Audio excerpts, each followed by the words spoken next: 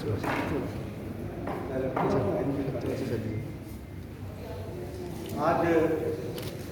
Doctor Shyama Prasad Mukherjee ji का बलिदान दिवस है और हम सब लोग उस महान आत्मा को श्रद्धांजलि देते हैं जिन्होंने भारत की एकता और अखंडता के लिए अपने जीवन का बलिदान दिया।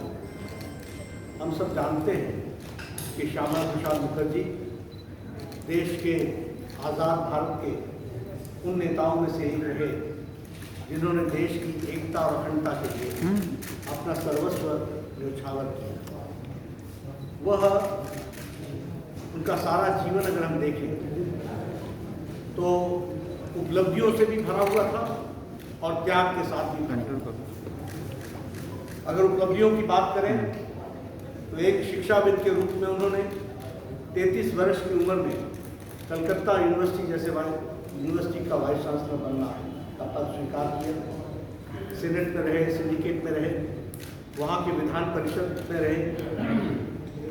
बाद में वो यूनियन कैबिनेट के यहाँ सदस्य बने और बाद में उन्होंने भारतीय जनसंघ की स्थापना की। हम सब जानते हैं कि डॉक्टर श्यामा प्रसाद मुखर्जी का सारा जीवन, जब मैं कहता हूँ कि उपलब्धि और त्याग से भरा हुआ है, तो त्याग से हम ये कहना चाहेंगे कि उन्होंने कभी भी अपने आप को पद के साथ नहीं जोड़ा। उन्होंने हमेशा विचार के साथ न्याय किया। वो कलकत्ता विधानसभा के सदस्य रहे, उन्होंने वो पद छोड़ा। वो भारत के यूनियन कैबिनेट, प्रथम कैबिनेट के नेहरू जी के सदस्य थे, उन्होंने वह विचार के लिए छोड़ा और उन्होंने भारतीय जनसंघ की स्थापना की। हम ये भी जानते हैं कि उन्होंने जम्मू कश्मीर भारत का अभिन्न अंग बने, धारा 370 समाप्त हो, 35 निरस्त हो, इसके लिए उन्होंने उस समय आंदोलन चलाया था और कहा था एक देश में एक विधान, एक प्रधान, एक संविधान। लेकिन हम सब जानते हैं कि जम्मू कश्मीर में एक अलग संविधान था, अलग प्रधान था और अलग निशान था। इसके खिलाफ उन्होंने लड़ाई लड़ी। हम सबको याद है कि उन्होंने उस समय परमिट राज होता था जम्मू कश्मीर में जाने के लिए। 1953 1953 11 मई को उन्होंने बिना परमिट के लखनपुर बॉर्डर को जम्मू कश्मीर में जाने के लिए क्रॉस करना चाहा। उन्हें गिरफ्तार किया गया और हम यह भी जानते हैं कि उनकी मृत्यु की सूचना आई 23 जून 1953 और उस समय जब 1953 में सूचना आई तो यह पता चला कि बहुत ही रहस्यमय ढंग से उन्होंने अंतिम सांसें ली। यह बताता है कि उन्होंने अपना सारा जीवन बलिदान दिया देश की एकता और अखंडता के लिए, जम्मू कश्मीर को बचाने के लिए।